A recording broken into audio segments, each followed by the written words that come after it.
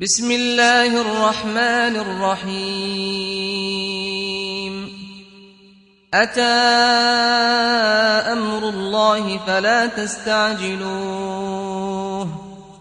سبحانه وتعالى عما يشركون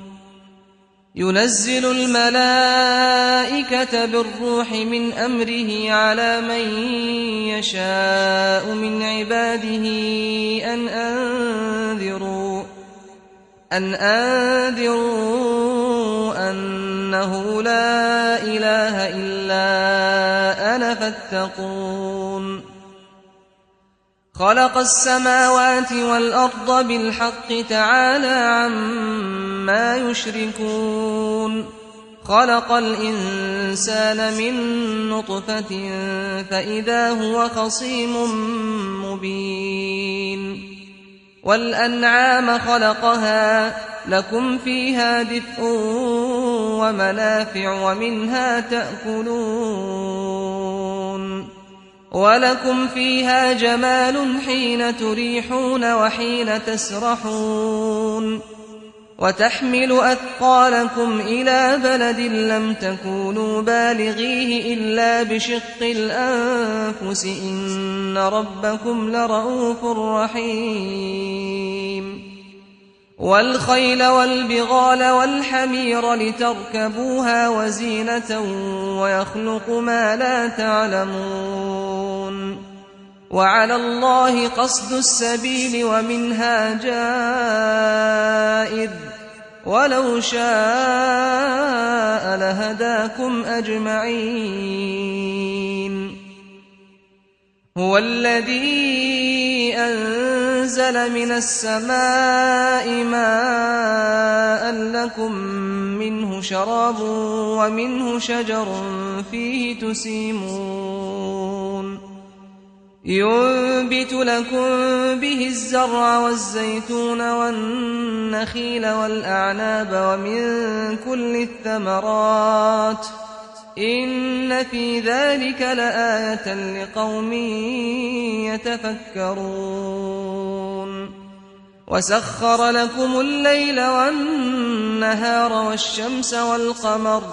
والنجوم مسخرات بأمره إن في ذلك لآيات لقوم يعقلون وما ذرأ لكم في الأرض مختلفا ألوانه إن في ذلك لآية لقوم يذكرون وهو الذي سخر البحر لتأكلوا منه لحما طريا وتستخرجوا منه حلية تلبسونها وترى الفلك مواخر فيه ولتبتغوا من فضله ولعلكم تشكرون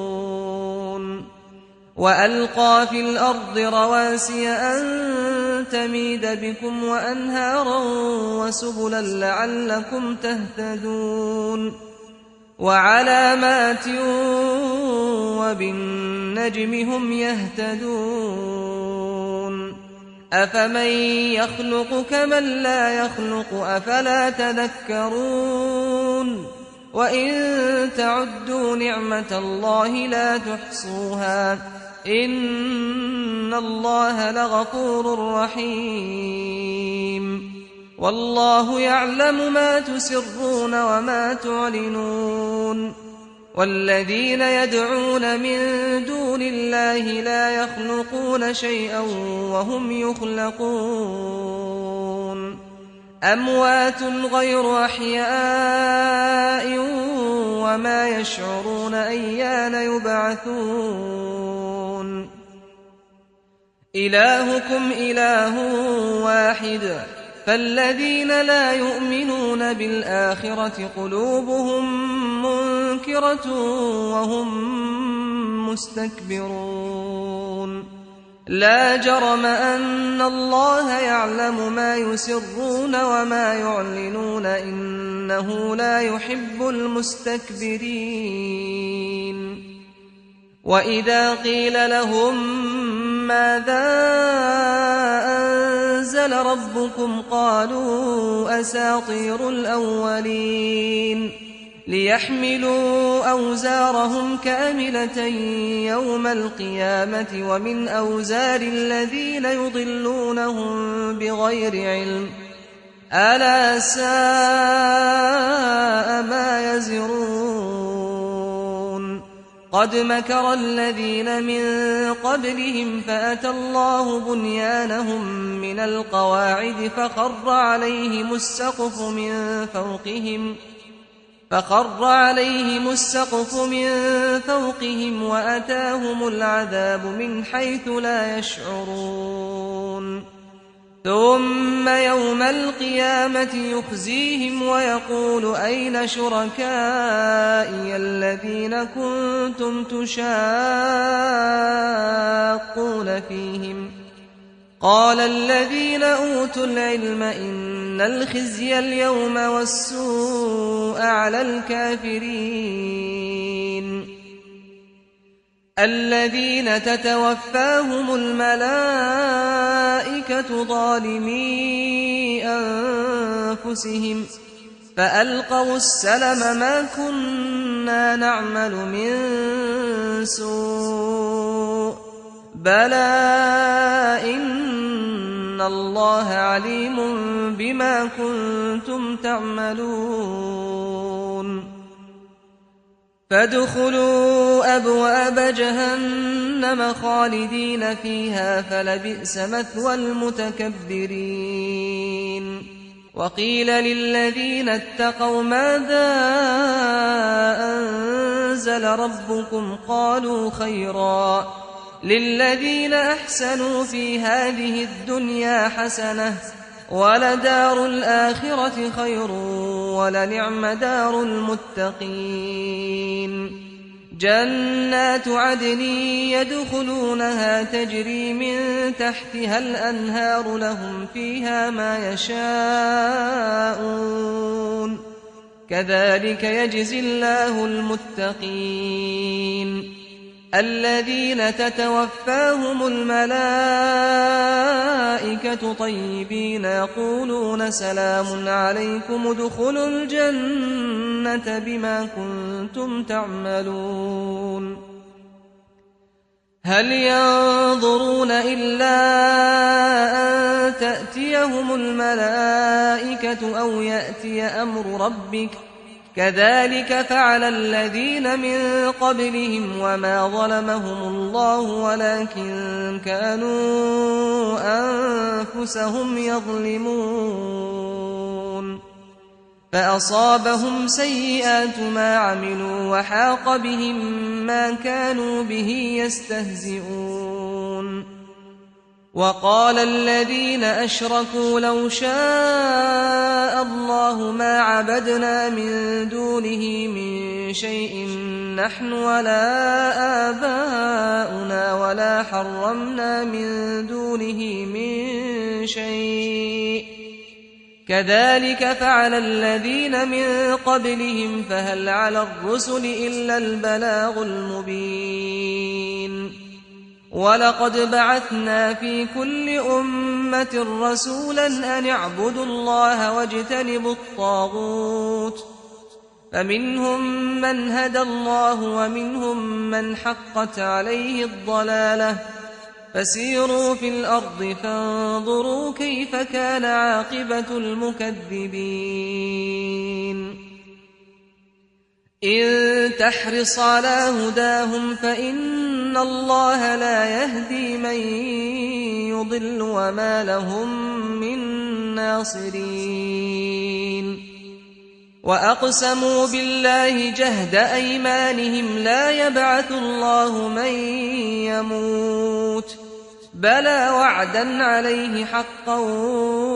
ولكن أكثر الناس لا يعلمون ليبين لهم الذي يختلفون فيه وليعلم الذين كفروا أنهم كانوا كاذبين إنما قولنا لشيء إذا أردناه أن نقول له كن فيكون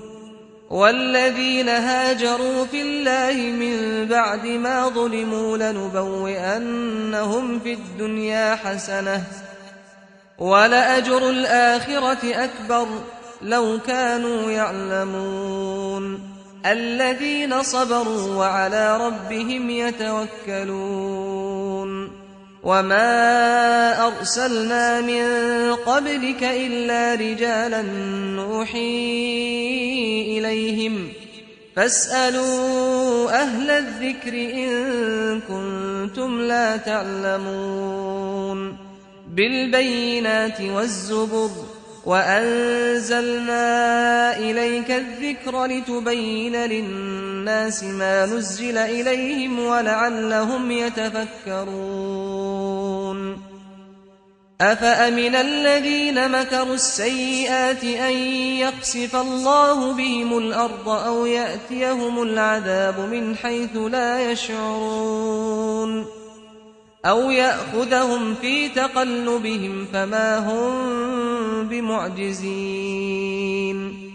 أو يأخذهم على تخوف فإن ربكم لرؤوف رحيم أولم يروا إلى ما خلق الله من شيء يتفيأ ظلاله عن اليمين والشمائل سجدا لله وهم داخرون ولله يسجد ما في السماوات وما في الأرض من دابة والملائكة وهم لا يستكبرون يخافون ربهم من فوقهم ويفعلون ما يؤمرون وقال الله لا تتخذوا إلهين اثنين إنما هو إله واحد فإياي فارهبون وله ما في السماوات والأرض وله الدين واصبا أفغير الله تتقون وما بكم من نعمة فمن الله ثم إذا مسكم الضر فإليه تجأرون ثم إذا كشف الضر عنكم إذا فريق منكم بربهم يشركون ليكفروا بما آتيناهم فتمتعوا فسوف تعلمون ويجعلون لما لا يعلمون نصيبا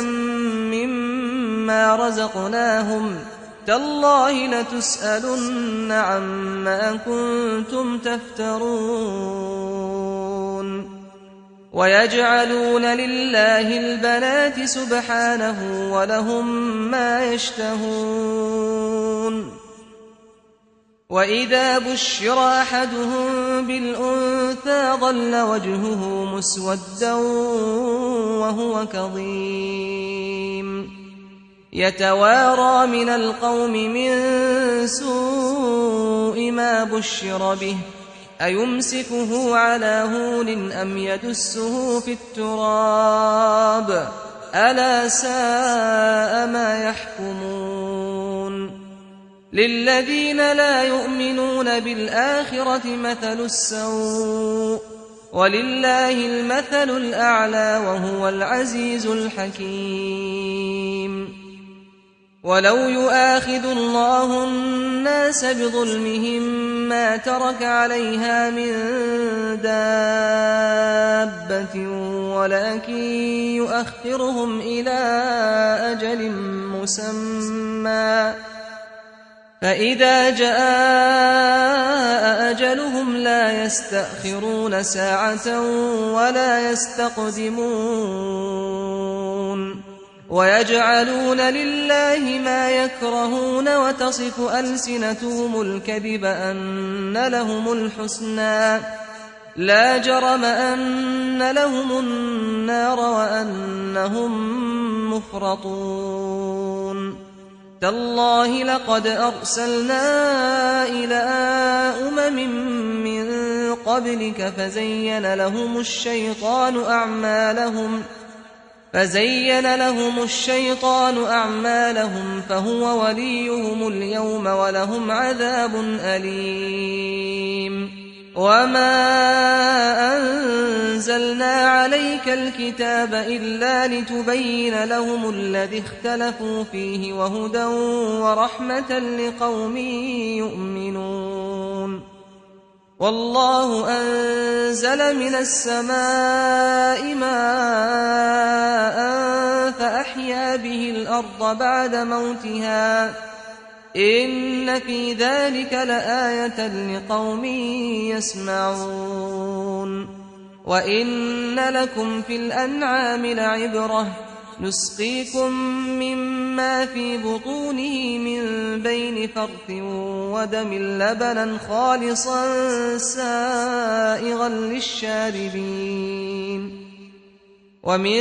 ثمرات النخيل والأعناب تتخذون منه سكرا ورزقا حسنا إن في ذلك لآية لقوم يعقلون وأوحى ربك إلى النحل أن اتخذي من الجبال بيوتا ومن الشجر ومما يعرشون ثم كلي من كل الثمرات فاسلكي سبل ربك ذللا يخرج من بطونها شراب مختلف ألوانه فيه شفاء للناس إن في ذلك لآية لقوم يتفكرون والله خلقكم ثم يتوفاكم ومنكم من يرد إلى أرذل العمر لكي لا يعلم بعد علم شيئا إن الله عليم قدير والله فضل بعضكم على بعض في الرزق فما الذين فضلوا براد رزقهم على ما ملكت أيمانهم فهم فيه سواء أفبنعمة الله يجحدون والله جعل لكم من أنفسكم أزواجا وجعل لكم من أزواجكم بنين وحفدة ورزقكم من الطيبات أفبالباطل يؤمنون وبنعمة الله هم يكفرون ويعبدون من دون الله ما لا يملك لهم رزقا من السماوات والأرض شيئا ولا يستطيعون فلا تضربوا لله الأمثال إن الله يعلم وأنتم لا تعلمون ضرب الله مثلا عبدا مملوكا لا يقدر على شيء ومن رزقناه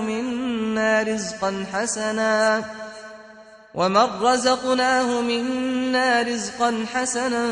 فهو ينفق منه سرا وجهرا هل يستوون الحمد لله بل أكثرهم لا يعلمون وضرب الله مثلا الرجلين أحدهما أبكم لا يقدر على شيء وهو كل على مولاه أينما يوجهه لا يأتي بخير هل يستوي هو ومن يأمر بالعدل وهو على صراط مستقيم ولله غيب السماوات والأرض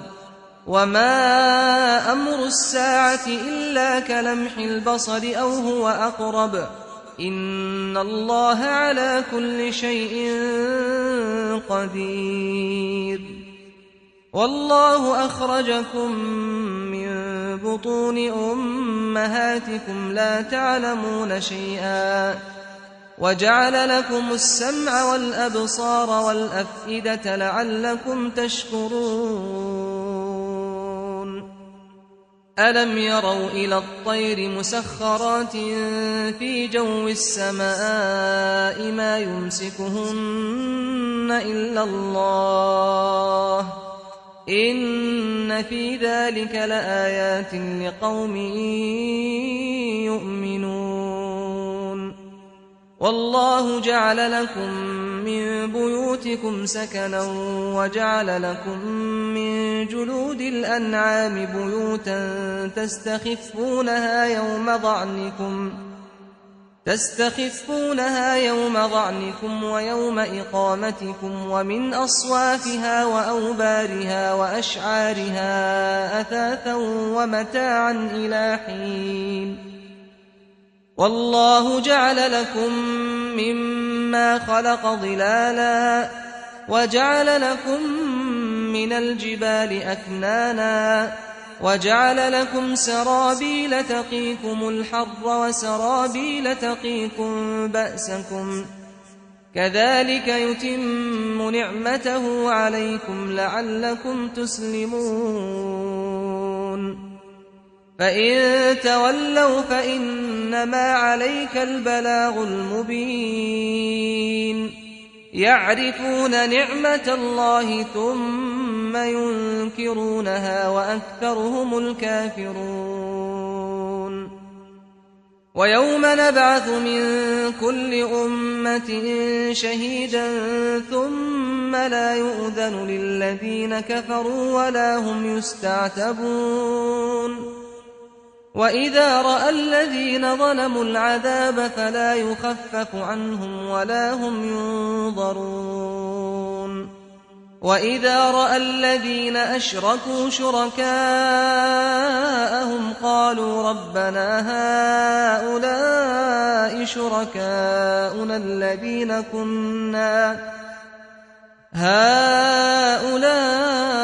شركاؤنا الذين كنا ندعو من دونك فألقوا إليهم القول إنكم لكاذبون وألقوا إلى الله يومئذ السلم وضل عنهم ما كانوا يفترون الذين كفروا وصدوا عن سبيل الله زدناهم عذابا فوق العذاب بما كانوا يفسدون ويوم نبعث في كل أمة شهيدا عليهم من أنفسهم وجئنا بك شهيدا على هؤلاء ونزلنا عليك الكتاب تبيانا لكل شيء وهدى ورحمة وبشرى للمسلمين إن الله يأمر بالعدل والإحسان وإيتاء ذي القربى وينهى عن الفحشاء والمنكر والبغي يعظكم لعلكم تذكرون وأوفوا بعهد الله إذا عاهدتم ولا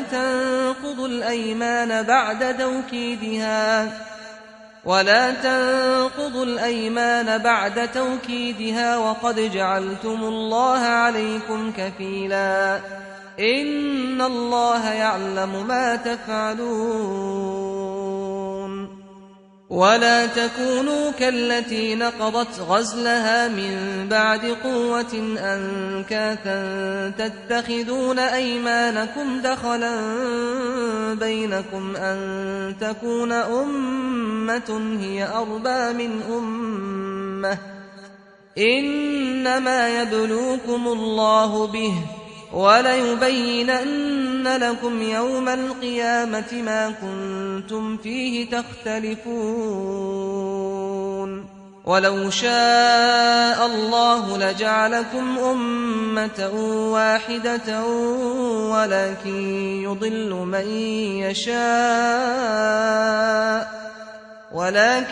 يضل من يشاء ويهدي من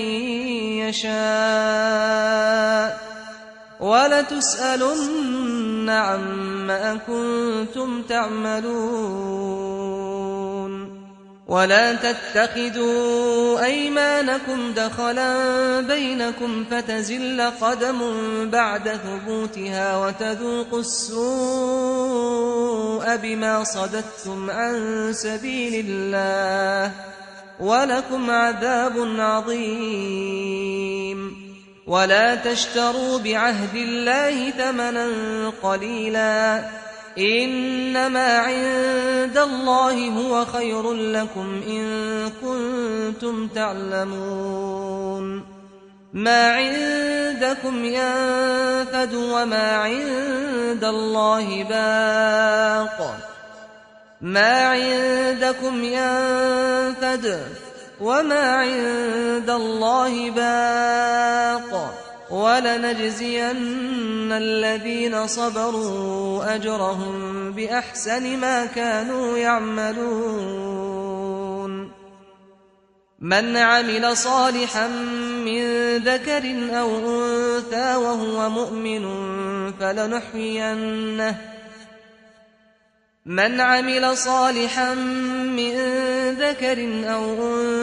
وهو مؤمن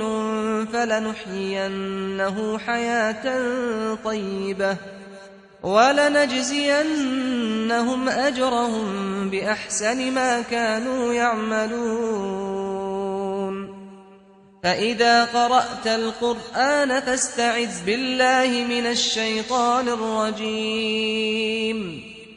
إنه ليس له سلطان على الذين آمنوا وعلى ربهم يتوكلون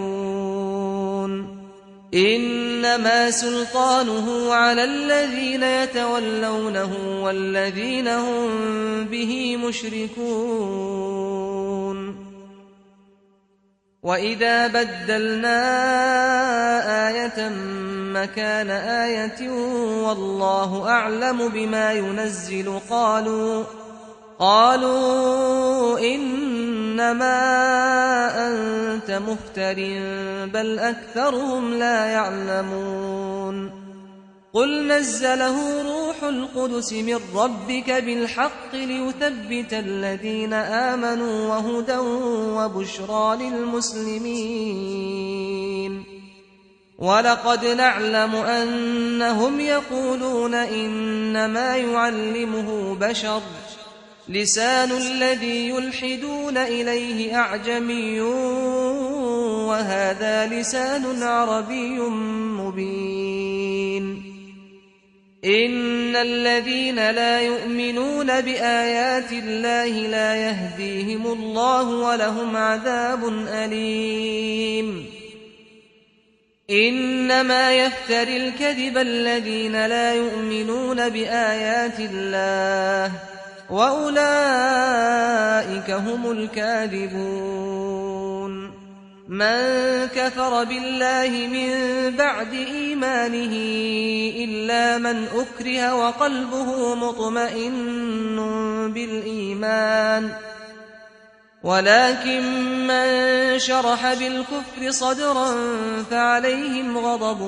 من الله ولهم عذاب عظيم ذلك بأنه مستحب الحياة الدنيا على الآخرة وأن الله لا يهدي القوم الكافرين أولئك الذين طبع الله على قلوبهم وسمعهم وأبصارهم وأولئك هم الغافلون لا جرم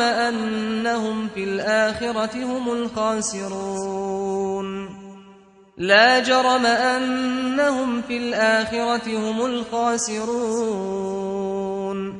ثم إن ربك للذين هاجروا من بعد ما فتنوا ثم جاهدوا وصبروا إن ربك من بعدها لغفور رحيم. يوم تأتي كل نفس تجادل عن نفسها وتوفى كل نفس ما عملت وهم لا يظلمون. وضرب الله مثلا قرية كانت آمنة مطمئنة يأتيها رزقها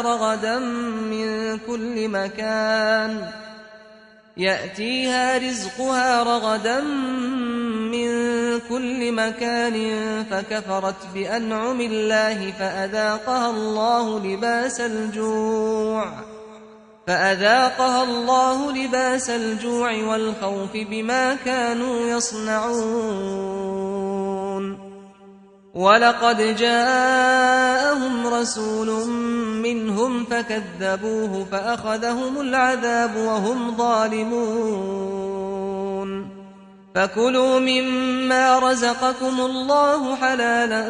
طيبا واشكروا نعمة الله إن